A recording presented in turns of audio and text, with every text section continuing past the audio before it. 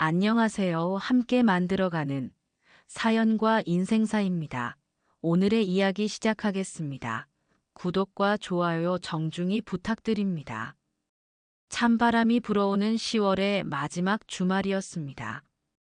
이수님은 등산 가방을 메고 속초행 버스에 몸을 맡겼습니다. 68년의 세월이 새겨진 그녀의 손등에는 정맥이 선명하게 떠올라 있었고, 무릎에는 오랜 간병 생활로 생긴 관절염의 흔적이 남아 있었습니다. 옆 좌석에 앉은 아들 최진호가 창밖을 바라보며 말했습니다. 엄마, 설악산이 처음이시죠? 그래. 평생 남의 집 할머니, 할아버지만 돌보느라 제대로 된 여행은 처음이구나. 수님의 목소리에는 기대감과 함께 약간의 쓸쓸함이 섞여 있었습니다. 45살의 진호는 어머니의 답변에 무엇인가 복잡한 표정을 지었지만 곧 억지로 미소를 지으며 고개를 끄덕였습니다.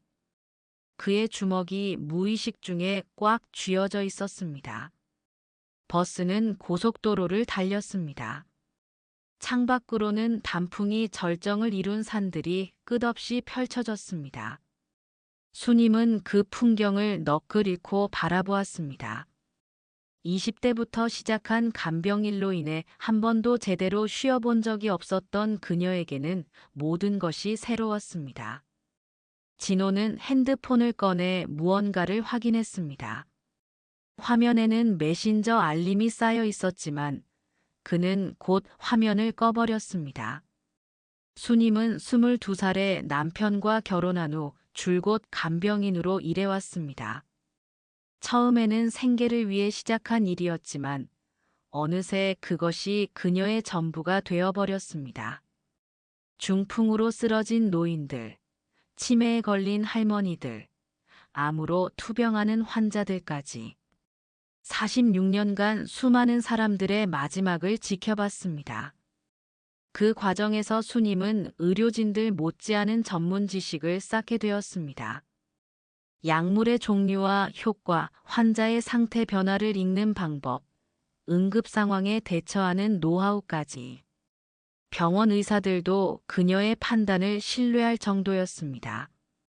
특히 환자들의 맥박과 호흡 상태를 파악하는 능력은 숙련된 간호사보다도 뛰어났습니다. 하지만 그 모든 시간 동안 수님이 가장 걱정했던 것은 외아들 진호였습니다. 남편이 일찍 세상을 떠난 후 홀로 키운 아들이었기에 더욱 애틋했습니다.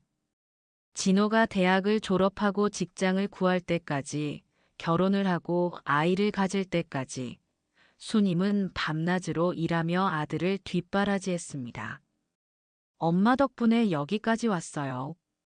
진호가 결혼식 때 한 말이었습니다. 그때의 감동을 수님은 아직도 생생히 기억하고 있었습니다. 하지만 최근 몇 년간 진호의 모습은 예전 같지 않았습니다. IT 회사에서 잘 나가던 팀장 자리를 그만두고 시작한 코인 투자, 그로 인한 막대한 손실, 부인 김수연과의 이혼까지.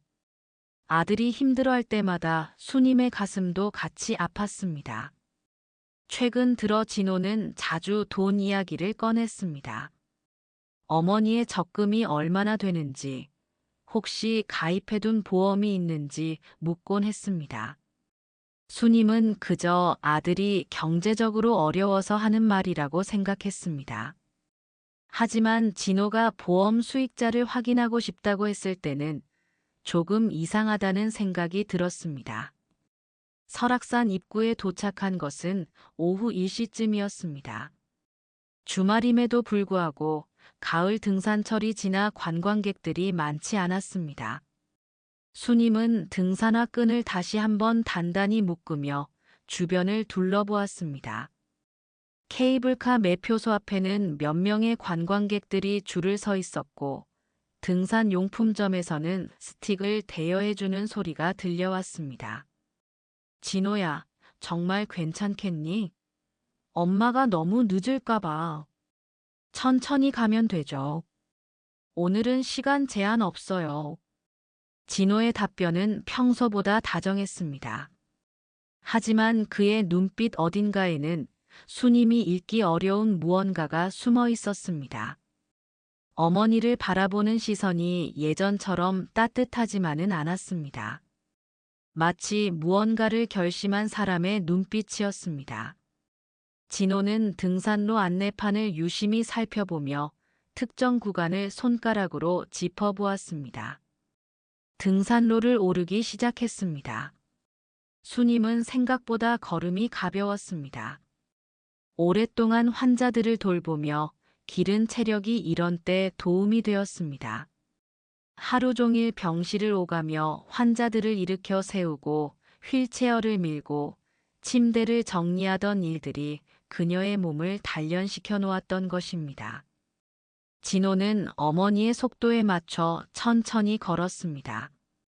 가끔씩 뒤에서 어머니를 지켜보는 그의 표정은 복잡했습니다. 사랑과 미안함, 그리고 알 수 없는 결심이 뒤섞여 있었습니다. 때로는 핸드폰을 꺼내 시간을 확인하기도 했습니다. 엄마, 그동안 정말 고생 많으셨어요. 무슨 소리니? 내 아들 키우는 게 무슨 고생이야. 그래도 이제는 좀 쉬셔야 해요. 진호의 말에는 묘한 뉘앙스가 담겨 있었습니다. 수님은 그 말이 단순한 걱정인지 아니면 다른 의미인지 알 수 없었습니다.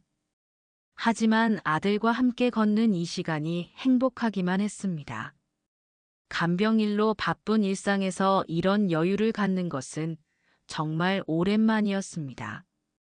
등산로 주변으로는 단풍나무들이 붉게 물들어 있었습니다. 바람이 불 때마다 낙엽들이 하늘거리며 떨어졌습니다. 수님은 그 풍경을 보며 감탄사를 연발했습니다. 가끔 다른 등산객들과 마주쳤을 때는 인사를 나누었고 그들의 밝은 표정이 수님에게는 더욱 소중하게 느껴졌습니다. 진호야, 정말 아름답다. 이런 풍경을 왜 이제서야 보게 됐을까? 앞으로는 자주 오세요. 제가 모셔다 드릴게요. 진호의 말에 수님은 환하게 웃었습니다. 하지만 그 말이 마지막이 될 줄은 꿈에도 몰랐습니다. 진호는 그 말을 하면서도 주변을 계속 살피고 있었습니다. 2시간 정도 올라간 곳에 작은 쉼터가 있었습니다. 나무 벤치 몇 개와 간단한 안내판이 설치되어 있었습니다. 그곳에서 잠시 쉬던 진호가 주변을 둘러보더니 갑자기 말했습니다. 엄마, 저 위쪽에 전망 좋은 곳이 있대요. 사진 한 장 찍어드릴게요. 수님은 고개를 끄덕였습니다. 진호를 따라 더 위쪽으로 올라갔습니다. 등산로에서 벗어난 좁은 길이었습니다. 돌들이 험하게 놓여 있어 조심스럽게 발을 디뎌야 했습니다. 주변에는 다른 등산객들의 모습이 전혀 보이지 않았습니다. 진호가 일부러 사람이 없는 시간과 장소를 택한 것 같았습니다. 마침내 절벽 끝에 도착했습니다. 아래로는 깊은 계곡이 펼쳐져 있었습니다. 높이는 좋게 20m는 넘어 보였습니다. 계곡 바닥에는 큰 바위들이 거칠게 드러나 있었고 그 사이로 작은 개울이 흘렀습니다. 바람 소리와 물소리가 어우러져 신비로운 분위기를 연출했습니다. 수님은 아찔한 높이에 살짝 움츠러들었지만 아들이 찍어주겠다는 사진을 위해 절벽 가장자리에 조심스럽게 섰습니다. 엄마, 저쪽 봉우리 좀 보세요. 정말 멋지죠? 진호가 반대 방향을 가리켰습니다. 그의 목소리에는 평소에 없던 긴장감이 섞여 있었습니다. 수님이 고개를 돌리는 순간이었습니다. 등 뒤에서 강한 충격이 느껴졌습니다. 진호의 두 손이 그녀의 등을 강하게 밀었습니다. 수님의 몸이 공중으로 떠올랐습니다.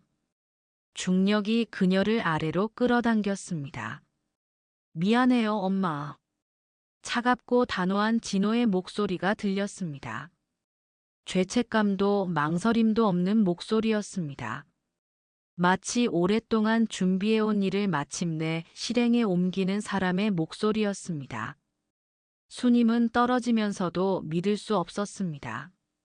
자신이 평생을 바쳐 키운 아들이 자신을 죽이려 한다는 사실을. 바위와 나뭇가지들이 몸을 스쳐 지나갔습니다. 뼈가 부러지는 소리와 함께 극심한 고통이 온몸을 휘감았습니다. 오른쪽 팔목이 부러지는 듯한 고통이 뇌를 찔렀습니다. 갈비뼈가 부러지면서 숨을 쉬기 어려워졌습니다. 하지만 운명은 수님을 완전히 포기하지 않았습니다. 절벽 중간쯤에 튀어나온 큰 바위 위의 소나무가 그녀의 몸을 받아냈습니다. 굵은 가지들이 그녀의 추락을 멈춰 세웠습니다. 의식이 흐려져 가는 가운데 수님은 위를 올려다봤습니다. 진호는 이미 사라지고 없었습니다. 확인도 하지 않고 떠난 것이었습니다. 어머니가 그 높이에서 떨어졌으니 당연히 죽었을 것이라고 생각한 듯 했습니다. 그는 아마 이미 산을 내려가면서 실종 신고를 어떻게 할지 계획하고 있을 것이었습니다. 온몸이 부서질 듯 아팠습니다. 특히 오른쪽 갈비뼈 부분에서 날카로운 통증이 몰려왔습니다. 입안에는 철맛이 돌았고 시야가 점점 흐려졌습니다. 하지만 간병인으로서의 오랜 경험이 그녀에게 말해주었습니다. 아직 죽지 않았다고. 살 수 있다고. 맥박이 불규칙하지만 아직 뛰고 있었고 호흡도 가능했습니다. 의식이 서서히 사라져갔습니다. 마지막으로 수님의 마음속에 떠오른 것은 어린 진호의 모습이었습니다. 엄마를 향해 밝게 웃으며 달려오던 그 아이의 모습. 학교에서 상을 받고 돌아와 자랑하던 모습. 군대에서 휴가 나와 어머니를 꼭 안아주던 모습. 결혼식에서 감사 인사를 하던 모습. 그 아이가 어떻게 이런 괴물이 되었을까? 도대체 무엇이 아들을 이렇게 만들었을까? 돈이었을까? 아니면 다른 무언가가 있었을까? 눈을 감기 전 수님은 마음속으로 다짐했습니다. 살아야 한다고. 꼭 살아서 진실을 밝혀야 한다고. 그것이 68년간 성실하게 살아온 자신에 대한 최소한의 예의였습니다. 그리고 악한 아들에게 받을 응당한 대가를 치르게 해야 한다고. 간병인으로서 수많은 생과 사의 순간을 지켜본 그녀의 본능이 말해주었습니다. 아직 끝나지 않았다고. 바람이 불어왔습니다. 차가운 가을 바람이 의식을 잃어가는 수님의 얼굴을 스쳤습니다. 단풍잎 하나가 그녀의 이마 위로 떨어졌습니다. 그리고 모든 것이 어둠 속으로 사라졌습니다. 하지만 이것은 끝이 아니었습니다. 68년을 성실하게 살아온 한 여인의 진짜 이야기는 이제부터 시작될 예정이었습니다. 의식이 돌아온 것은 사흘 후였습니다. 수님은 낡은 한옥의 온돌방에 누워 있었습니다. 몸 곳곳이 욱신거렸지만 다행히 의식은 또렷했습니다. 옆에서는 백발이 성성한 노인이 약초를 다리고 있었습니다. 깨어나셨군요. 기적입니다. 노인이 다가왔습니다. 그의 이름은 이봉수였습니다. 70대 중반의 그는 평생 이 깊은 산골에서 약초를 캐며 살아온 사람이었습니다. 절벽 아래에서 쓰러진 수님을 발견한 것도 우연이었습니다. 할아버지께서 절 구해주셨군요. 아직 움직이시면 안 됩니다. 갈비뼈 2개가 부러지고 팔목에 골절이 있어요. 수님은 자신의 상태를 점검해 봤습니다. 간병인으로서의 경험이 도움이 되었습니다. 다행히 내장 손상은 없어 보였고 뇌진탕 증상도 심하지 않았습니다. 생명에는 지장이 없을 것 같았습니다. 119에 신고하시면 안 됩니다. 수님이 간절히 말했습니다. 봉수 할아버지는 놀란 표정을 지었습니다. 왜 그러십니까? 병원에 가셔야 해요. 누군가 저를 죽이려고 했어요. 죽은 척해야 합니다. 봉수는 수님의 진지한 표정을 보고 더 이상 묻지 않았습니다. 대신 아내인 김옥순 할머니와 함께 수님을 정성껏 돌봐주었습니다. 옥수는 젊은 시절 간호조무사로 일했던 경험이 있어 수님의 상처를 잘 치료해 줄 수 있었습니다. 일주일이 지나자 몸의 통증이 많이 줄어들었습니다. 수님은 봉수 할아버지가 가져온 신문을 보고 충격을 받았습니다. 일면에 자신의 사진이 실려 있었습니다. 68세 여성 설악산서 실종, 아들의 간절한 호소. 기사를 읽어보니 진호의 완벽한 연기가 담겨 있었습니다. 그는 어머니와 함께 등산을 하다가 잠시 쉬는 동안 어머니가 사라졌다고 진술했습니다. 경찰과 산악구조대가 사흘간 수색했지만 아무런 흔적을 찾지 못했다고 했습니다. 어머니는 평소 건망증이 있으셨어요. 길을 잘못 들어서 실족하신 것 같습니다. 진호가 기자들에게 한 말이었습니다. 눈물까지 흘리며 연기하는 모습이 사진으로 실려 있었습니다. 수님은 분노가 치밀어 올랐습니다. 저놈이 벌써 장례 준비를 하고 있을 거예요. 뭐라고 하셨어요? 실종 선고를 받으려고 법원에 드나들 겁니다. 보험금을 타려고요. 봉수 할아버지는 혀를 끌끌 찼습니다. 자식이 어떻게 부모를 그럴 수 있는지 이해할 수 없었습니다. 수님은 더 충격적인 사실을 알게 되었습니다. 신문 기사에 따르면 진호는 평소 효자로 소문난 아들이었습니다. 어머니를 정성껏 모시고 어려운 중에도 등산을 모셔드리려 했던 착한 아들로 묘사되어 있었습니다. 보름이 지나자 수님은 어느 정도 움직일 수 있게 되었습니다. 그녀는 봉수 할아버지에게 부탁했습니다. 할아버지, 제가 서울로 가야 합니다. 그놈이 뭘 하고 있는지 확인해야 해요. 아직 몸이 완전하지 않은데요. 괜찮습니다. 이제 걸을 수 있어요. 수님은 할머니가 빌려준 옷을 입고 머리에 스카프를 둘렀습니다. 완전히 다른 사람처럼 보였습니다. 봉수 할아버지가 버스 정류장까지 태워다 주었습니다. 할아버지, 할머니 은혜는 평생 잊지 않겠습니다. 조심하세요. 그리고 무리하지 마시고요. 서울로 돌아온 수님은 먼저 진호의 집 근처를 둘러봤습니다. 놀랍게도 집 앞에는 고급 수입차 한 대가 주차되어 있었습니다.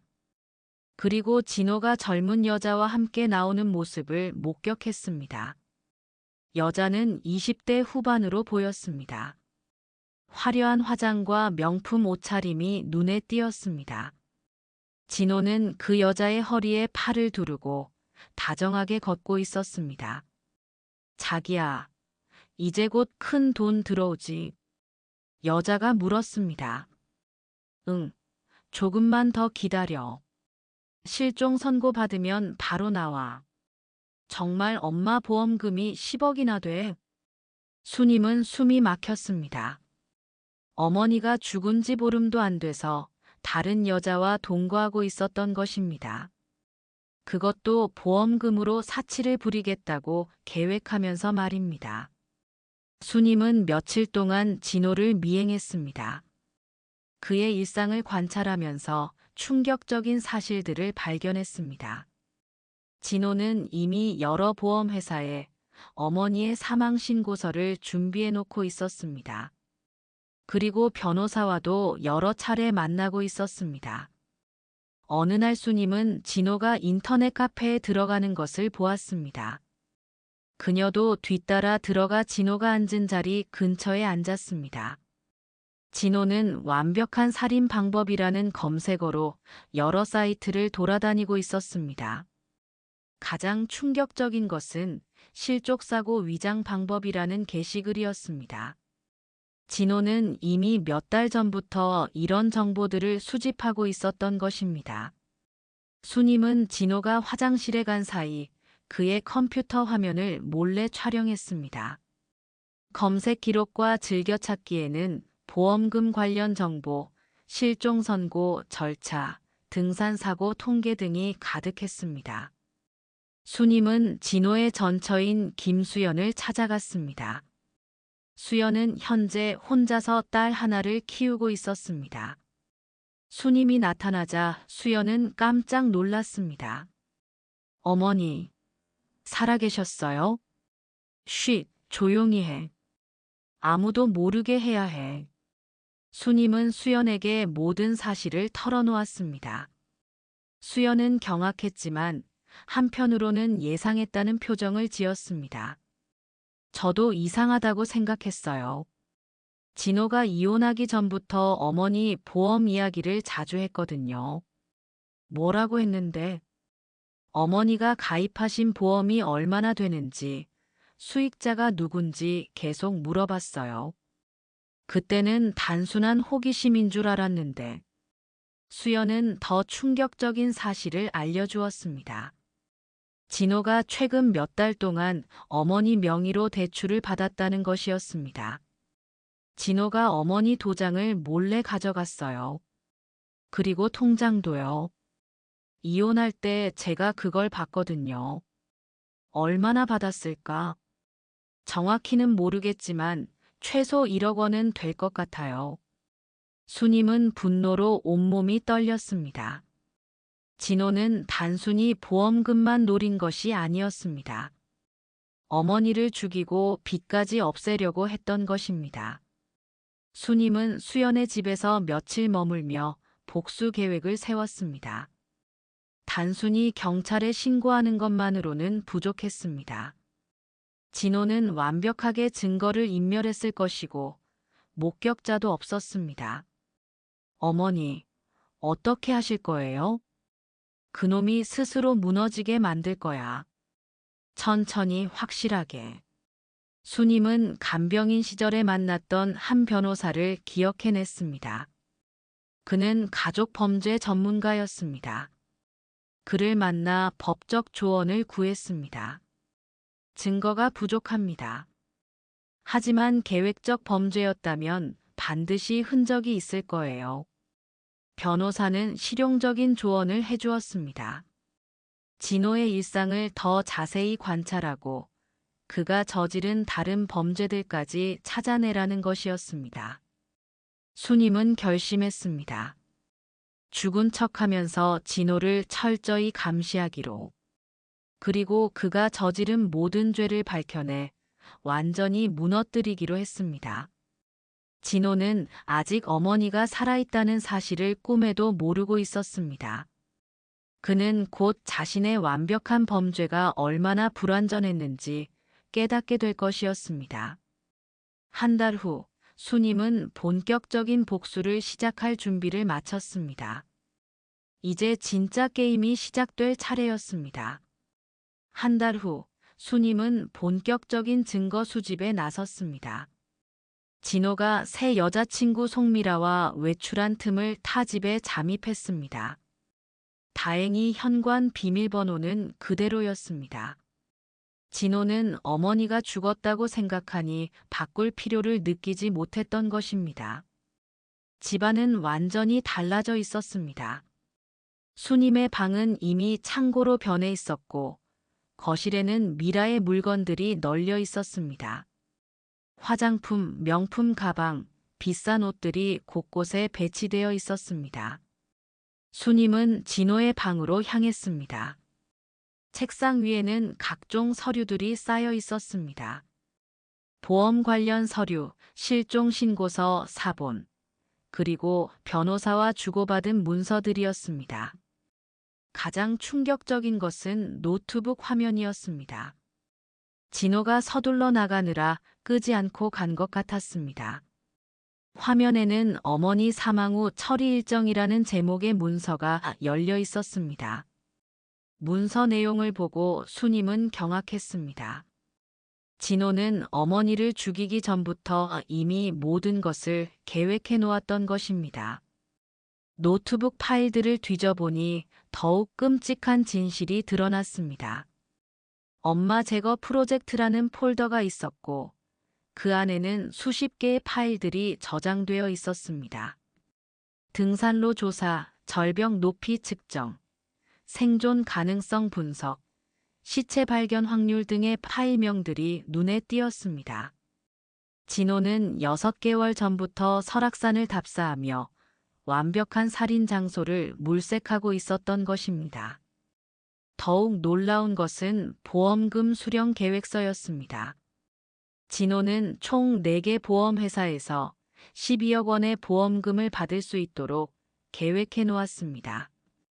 그중 3억은 최근 6개월 사이에 추가로 가입한 것들이었습니다. 이놈이 정말 치밀하게 준비했구나. 수님은 이 모든 파일들을 USB에 복사했습니다. 그리고 서랍을 뒤져보니 더욱 충격적인 물건들이 나왔습니다. 서랍 안에서 수님은 자신의 도장과 통장들을 발견했습니다. 모두 진호가 몰래 가져간 것들이었습니다. 통장 거래 내역을 확인해 보니 최근 몇 달간 대출금이 여러 차례 인출되어 있었습니다. 국민은행에서 5천만 원, 신한은행에서 3천만 원, 우리은행에서 2천만 원. 총 1억 원의 대출을 어머니 명의로 받아놓았습니다. 진호는 어머니를 죽이고 이 빚까지 모두 없애려고 했던 것입니다. 가장 악랄한 것은 수면제였습니다. 약봉지에서 처방전을 확인해 보니 다른 사람 명의로 되어 있었습니다. 진호가 어떤 방법으로든 수면제를 구해서 등산 전날 밤 수님에게 먹였던 것입니다. 그래서 그날 밤 유난히 깊이 잤구나. 수님은 모든 증거물들을 사진으로 찍었습니다.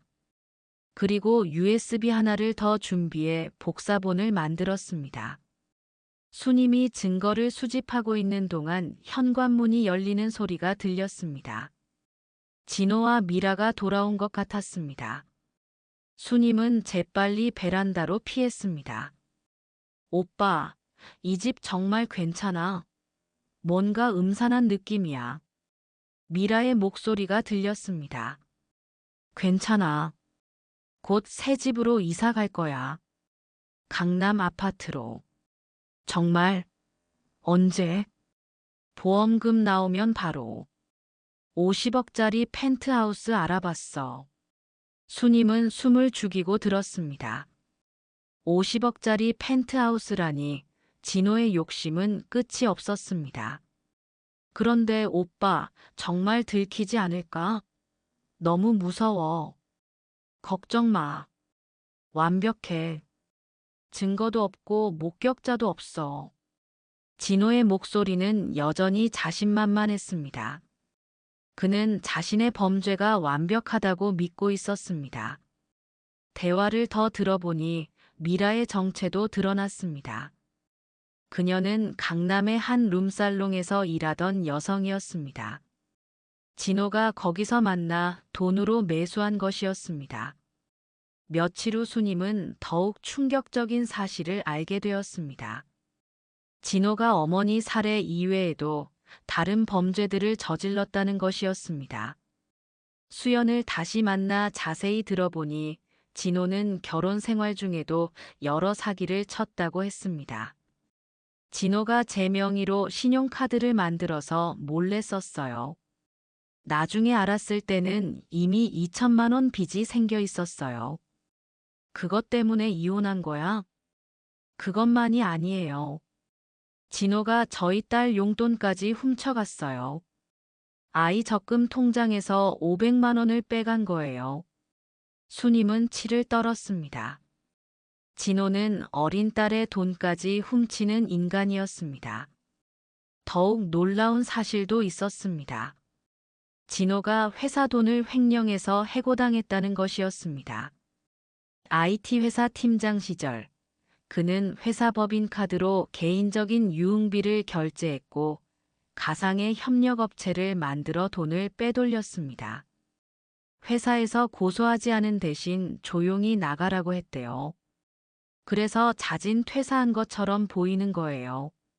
수님이 진호를 미행하던 어느 날 그에게 위험한 일이 벌어졌습니다. 강남의 한 오피스텔 앞에서 덩치 큰 남자들 두 명이 진호를 기다리고 있었습니다. 박진호 씨, 오늘까지라고 했는데요. 조금만 더 시간을 주세요. 정말 곧 큰 돈이 들어와요. 무슨 큰 돈? 어머니 보험금이요. 12억이에요. 사채업자들은 진호의 말을 믿지 않았습니다. 그들 중 한 명이 진호의 멱살을 잡았습니다. 6개월째 같은 소리야. 이번 주 안에 5천만 원이라도 갚아. 안 그러면 장기라도 팔아야 할 거야. 진호는 바닥에 쓰러졌습니다. 그리고 애걸복걸했습니다. 제발 한 달만 더 주세요. 실종 선고만 나면 바로 보험금이 나와요. 사채업자들이 떠난 후 진호는 한참 동안 바닥에 앉아 있었습니다. 그리고 누군가에게 전화를 걸기 시작했습니다. 친구들, 친척들, 아는 사람 모두에게 돈을 빌려달라고 했지만 모두 거절당했습니다. 수님은 이제 진호의 약점을 정확히 파악했습니다. 그는 사채업자들에게 큰 빚을 지고 있었고 그 돈을 갚기 위해 어머니의 보험금이 절실히 필요했습니다. 수님은 수연과 함께 구체적인 복수 계획을 세웠습니다. 어머니, 사채업자들을 이용하면 어떨까요? 무슨 뜻이야?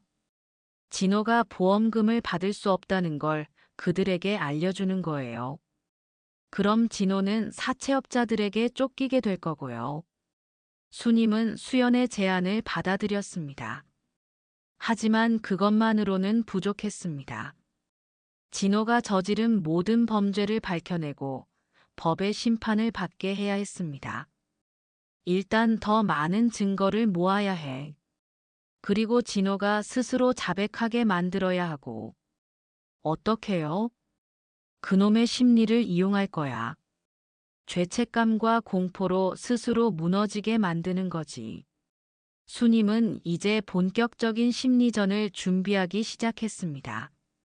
진호는 아직 자신이 완벽한 범죄를 저질렀다고 생각하고 있었지만 곧 그 생각이 얼마나 잘못된 것인지 깨닫게 될 것이었습니다. 한 달 반 동안 모은 증거들은 이미 진호를 감옥에 보내기에 충분했습니다. 하지만 수님은 더 완벽한 복수를 원했습니다.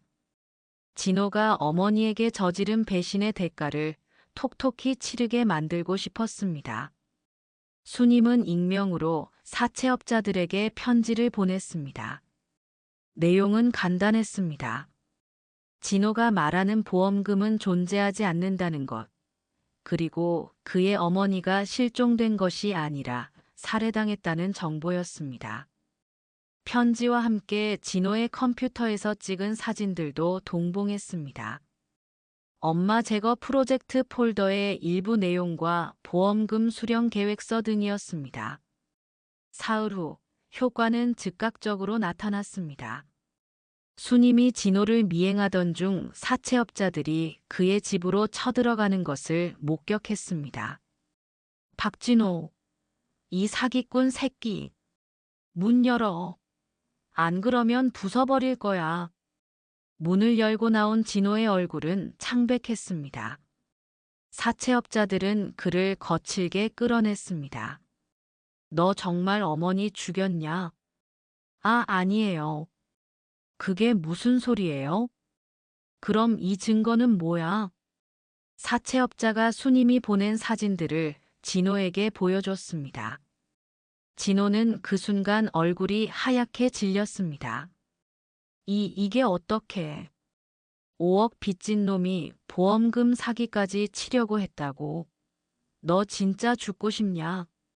사채업자들은 진호의 집으로 들어가 닥치는 대로 물건들을 부수기 시작했습니다. TV, 냉장고, 가전제품들이 모두 끌려 나왔습니다. 미라의 명품 가방들과 옷들도 예외가 아니었습니다. 이런 비싼 거 사놓고 돈 없다고. 다 가져간다. 제발요. 그건 제 거예요. 미라가 울면서 매달렸지만 소용없었습니다. 사채업자들은 집안에 감나가는 물건들을 모두 트럭에 실었습니다. 이걸로는 1억도 안 돼. 나머지 4억은 어떻게 갚을 거야? 시간을 주세요. 정말 방법을 찾아볼게요. 한 달. 딱 한 달만 더 기다려 줄게. 그때까지 못 갚으면 사채업자가 진호의 멱살을 잡고 위협했습니다. 신장이라도 팔아야 할 거야. 아니면 저승 가거나. 사채업자들이 떠난 후 수님은 본격적인 심리전을 시작했습니다. 먼저 진호의 핸드폰으로 익명 문자를 보냈습니다. 살인자 진호야. 내가 어머니를 절벽에서 밀었다는 걸 다 알고 있다. 진호는 문자를 보고 경악했습니다. 주변을 둘러보며 누가 보낸 것인지 찾으려 했지만 아무도 없었습니다. 이어서 두 번째 문자가 왔습니다. 어머니는 아직 살아있다. 너의 모든 계획을 지켜보고 있어. 진호는 손이 떨리기 시작했습니다. 미라에게 전화를 걸었지만 그녀는 이미 짐을 싸서 떠난 후였습니다. 여보세요? 미라야. 진호 씨, 저 이제 못 만나요. 너무 무서워요. 뭐가 무서워? 나 때문에 힘든 거야? 사채업자들도 무섭고 정말 살인을 했다는 것도 무서워요. 안녕히 계세요. 전화가 끊어졌습니다. 진호는 완전히 혼자가 되었습니다. 수님은 며칠에 걸쳐 진호를 더욱 심리적으로 압박했습니다.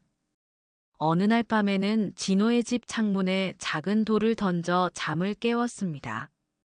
창문을 열고 나온 진호는 아무도 없는 어둠 속을 바라봤습니다. 또 다른 날에는 진호가 자주 가는 편의점 앞에 어머니의 신발 한 짝을 두었습니다. 등산할 때 신었던 바로 그 신발이었습니다. 진호는 그것을 보고 경악하며 주변을 둘러봤지만 역시 아무도 없었습니다. 이게 정말 엄마 신발이야? 어떻게 여기에? 진호는 신발을 집어들고 한참을 들여다봤습니다. 분명히 어머니의 것이 맞았습니다. 하지만 어머니는 절벽에서 떨어져 죽었는데 어떻게 신발이 여기에 있을 수 있는지 이해할 수 없었습니다. 정신적으로 극도로 불안해진 진호는 경찰서를 찾아갔습니다. 누군가 저를 협박하고 있어요. 어떤 협박이죠?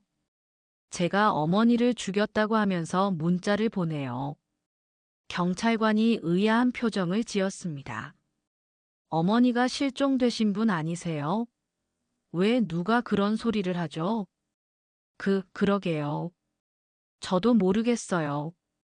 혹시 본인이 정말로? 아닙니다. 절대 아니에요.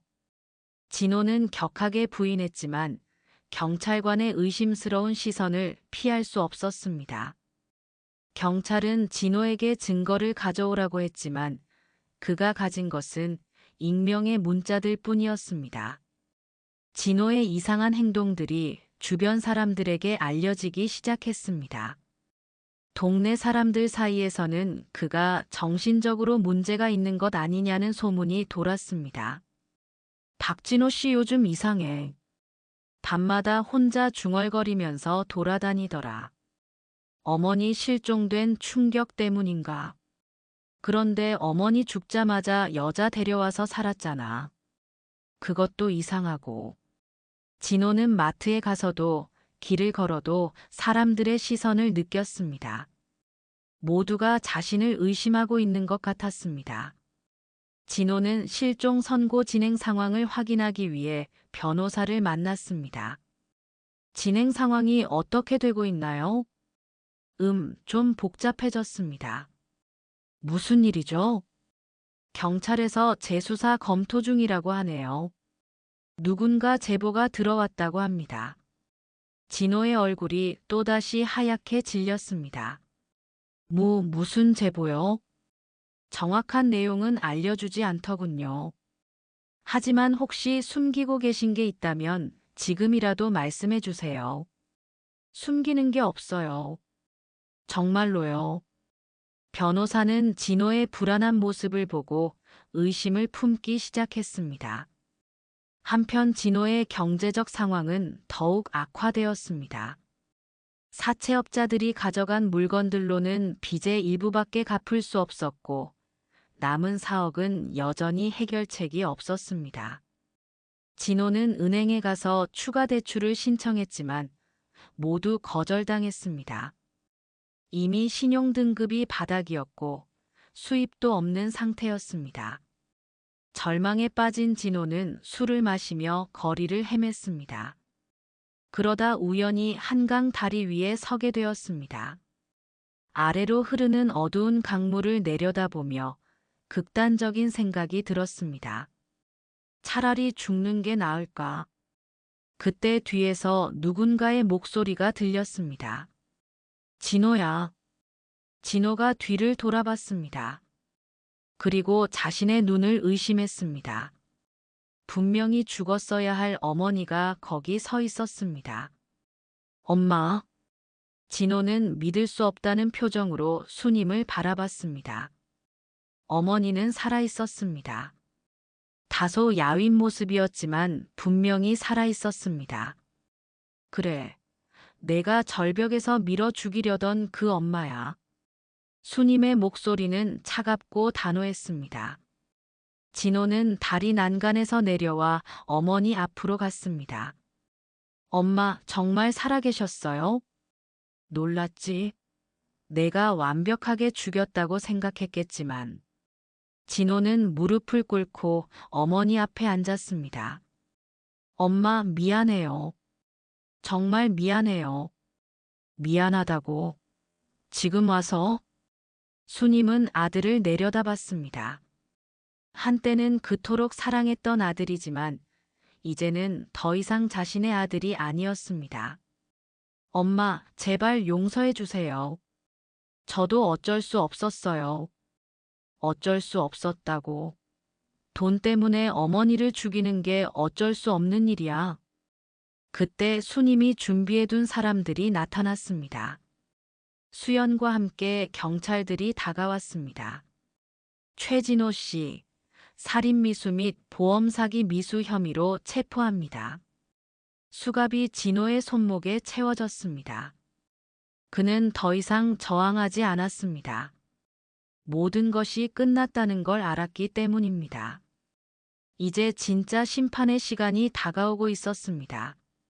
체포된 후 진호는 서울구치소에 수감되었습니다. 그는 완전히 무너진 상태였습니다. 변호사도 구하지 못해 국선 변호사가 배정되었습니다. 진호 씨, 혐의를 인정하실 건가요? 저는. 진호는 제대로 된 답변을 하지 못했습니다. 어머니가 살아있다는 충격에서 아직 벗어나지 못하고 있었습니다. 면회를 신청하는 사람도 없었습니다. 미라는 이미 연락을 끊었고 친구들도 소식을 듣고 등을 돌렸습니다. 오직 전처 수연만이 한 번 면회를 왔을 뿐이었습니다. 수연아, 진호 씨, 정말 어머니를 그렇게 했어요? 진호는 고개를 끄덕였습니다. 더 이상 거짓말할 힘도 없었습니다. 미안해. 정말 미안해. 저는 안 믿고 싶었어요. 아무리 그래도 어머니를. 수연은 울먹이며 자리를 떠났습니다. 그것이 진호가 마지막으로 만난 지인이었습니다. 진호의 사건이 언론에 보도되면서 사회적 파장이 컸습니다. 보험금을 노리고 어머니를 살해하려 한 아들의 이야기는 온 국민을 분노케 했습니다. 폐륜화, 인면수심, 악마 등의 표현이 쏟아졌습니다. 인터넷에는 진호를 규탄하는 댓글들이 폭주했습니다. 수님은 기자들의 인터뷰 요청을 받았습니다. 그녀는 담담하게 자신의 이야기를 했습니다. 제 아들은 이미 오래전에 죽었습니다. 돈을 위해 어머니를 죽이려 한 그 괴물은 제 아들이 아닙니다. 어머니로서 어떤 심정이신가요?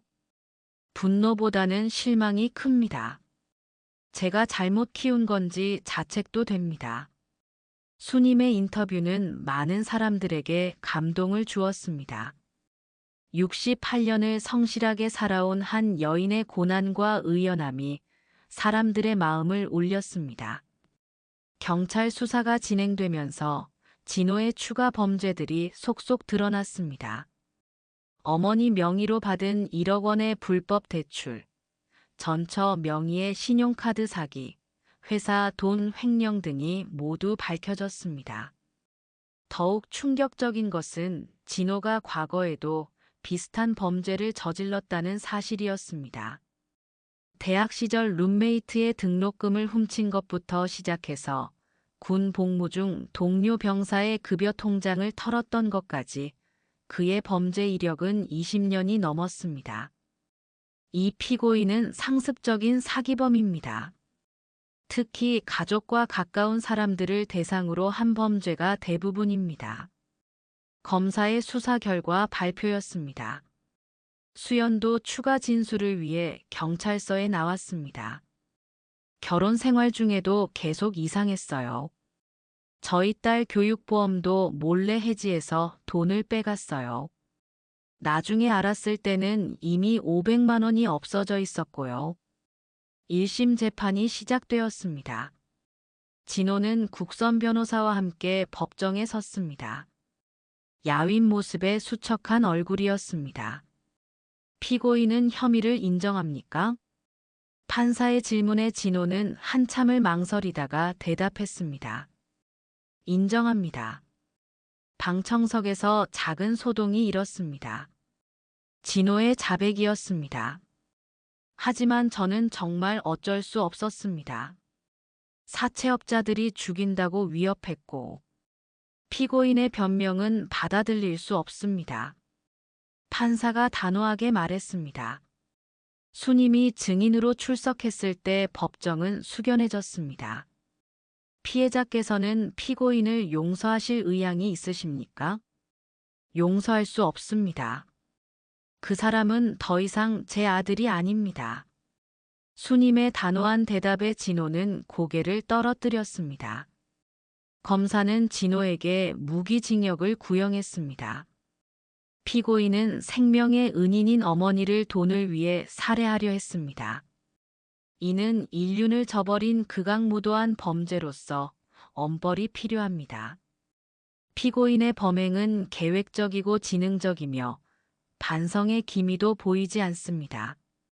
사회에서 영구히 격리시켜야 합니다. 판결일이 되었습니다. 진호는 떨리는 다리로 피고인석에 섰습니다.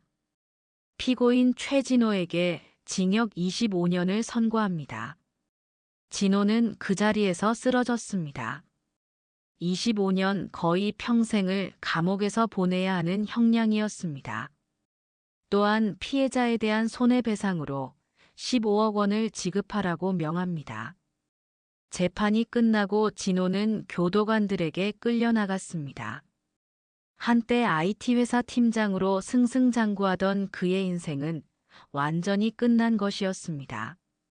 한편 진호의 공범 혐의를 받던 송미라도 재판을 받게 되었습니다. 그녀는 진호가 어머니를 죽였다는 사실을 알고도 함께 보험금을 쓸 계획을 세웠다는 혐의였습니다. 저는 몰랐어요. 정말 몰랐다고요. 미라는 법정에서 울면서 부인했지만 증거는 확실했습니다. 진호와 나눈 카톡 대화에서 보험금에 대한 언급이 여러 차례 나왔고 심지어 어떻게 쓸 것인지까지 구체적으로 계획한 내용이 있었습니다. 피고인 송미라에게 징역 3년을 선고합니다. 미라도 결국 감옥행을 피할 수 없었습니다. 모든 재판이 끝난 후 수님은 손해배상금과 보험금을 받았습니다. 진호가 가입해놓은 보험들도 살인미수 사건의 피해자로서 정당하게 받을 수 있었습니다. 하지만 수님은 그 돈을 자신을 위해 쓰지 않았습니다. 대신 가족범죄 피해자 지원센터를 설립했습니다. 저처럼 가족에게 배신당한 분들을 도와드리고 싶습니다. 수님의 센터에는 많은 사람들이 도움을 요청했습니다. 자식에게 사기당한 노인들, 부모에게 학대받은 아이들, 배우자에게 폭력을 당한 여성들까지 다양했습니다. 수님은 자신의 경험을 바탕으로 이들에게 법적, 심리적 지원을 제공했습니다. 특히 간병인으로서의 경험이 상처받은 사람들을 치료하는 데 큰 도움이 되었습니다. 수님의 사건은 한국 사회에 큰 변화를 가져왔습니다.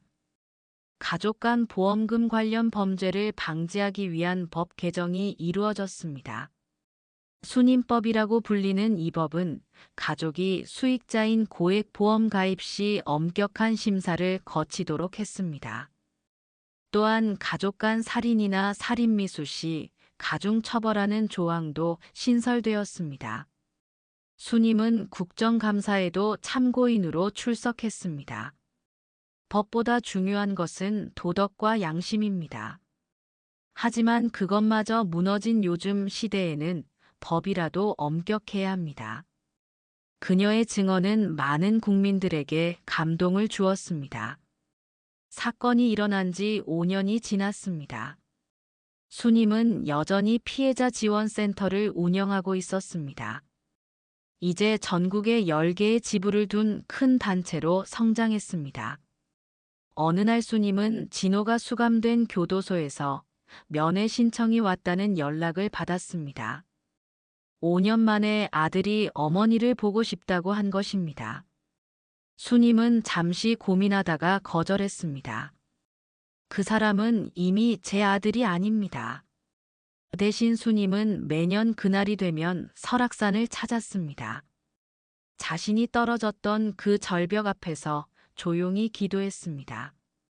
하늘이 저를 살려주신 이유를 알 것 같습니다. 악을 응징하고 선을 지키라고 하신 거죠. 바람이 불어왔습니다. 따뜻한 봄바람이었습니다. 수님은 미소를 지으며 산을 내려왔습니다. 오늘도 도움이 필요한 사람들이 그녀를 기다리고 있었습니다. 인간의 탐욕이 빚어낸 비극이었지만 결국 선은 악을 이겼습니다. 그리고 상처받은 사람들에게는 새로운 희망이 생겨났습니다. 이것이 수님이 68년 간병인 생활에서 배운 마지막 교훈이었습니다. 이수님은 78세가 되었습니다. 흰머리가 더 많아졌지만 여전히 정정했습니다. 오늘은 특별한 날이었습니다. 전국 가족범죄 피해자 지원센터 10주년 기념 행사가 열리는 날이었습니다. 행사장에는 300여 명의 사람들이 모였습니다. 수님이 도움을 준 피해자들과 그 가족들, 센터에서 함께 일하는 직원들, 그리고 사회 각계 인사들까지 모두 수님을 보며 따뜻한 미소를 지었습니다. 처음에는 혼자였습니다. 아들에게 배신당한 상처로 세상이 무너진 줄 알았죠. 수님이 연단에서 차분히 말했습니다. 하지만 저와 같은 고통을 겪는 분들을 만나면서 깨달았습니다. 상처는 나눌수록 작아지고 사랑은 나눌수록 커진다는 것을. 행사가 끝난 후 수님은 특별한 손님을 맞았습니다. 80세가 된 이봉수 할아버지였습니다. 10년 전 그녀를 구해준 바로 그분이었습니다. 할아버지, 어떻게 서울까지 오셨어요? 아가씨가 이렇게 큰일 하고 있다는 소식 들었어. 안 올 수가 있나? 봉수 할아버지는 지팡이를 짚고 있었지만 여전히 건강해 보였습니다. 할아버지 덕분에 제가 여기까지 올 수 있었어요. 아니야. 아가씨 혼자 힘으로 이룬 거지. 나는 그냥 도와준 거고. 두 사람은 카페에 앉아 지난 이야기를 나눴습니다. 할아버지는 아내 옥순 할머니가 작년에 세상을 떠났다고 했습니다. 할머니가 돌아가시기 전에 하신 말씀이 있어요.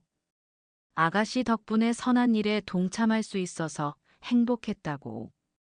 수님의 눈시울이 붉어졌습니다. 며칠 후 수님의 집에 수연이 딸 미나와 함께 찾아왔습니다.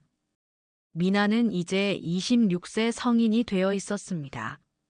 할머니, 안녕하세요. 미나가 정중히 인사했습니다. 수님은 미나를 보며 복잡한 마음이 들었습니다.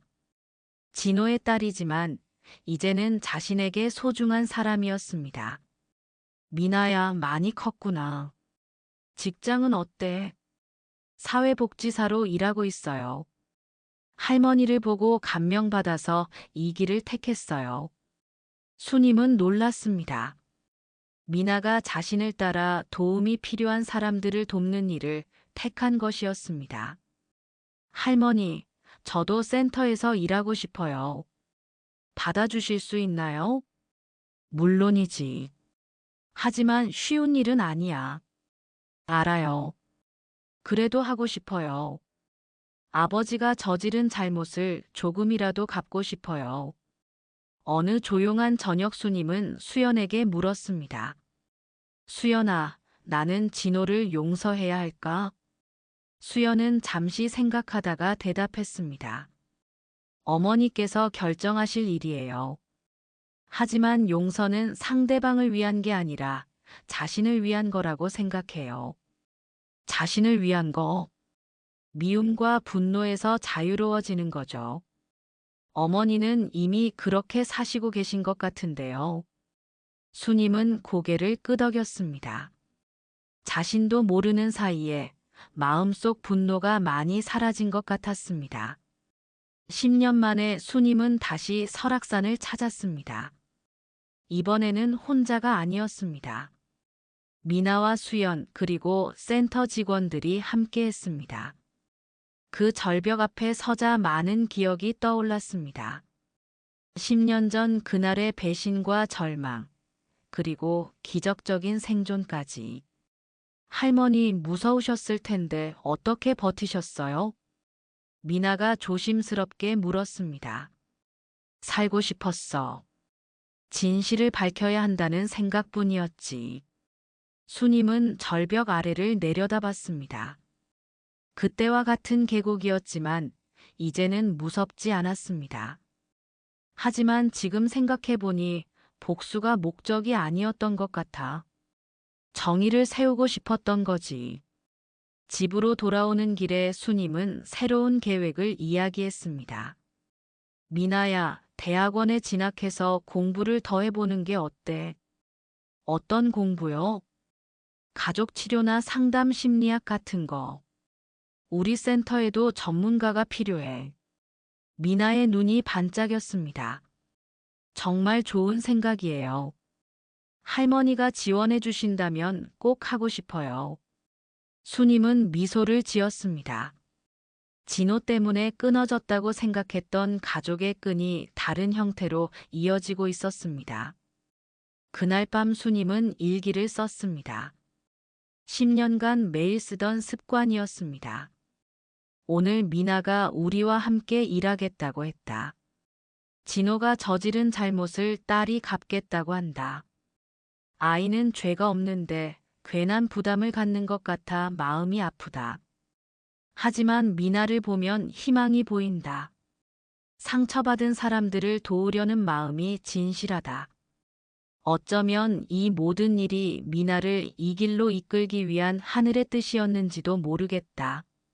내게 남은 시간이 얼마나 될지 모르지만 미나와 함께라면 우리 센터가 더 많은 사람들을 도울 수 있을 것 같다. 그것만으로도 충분히 행복하다.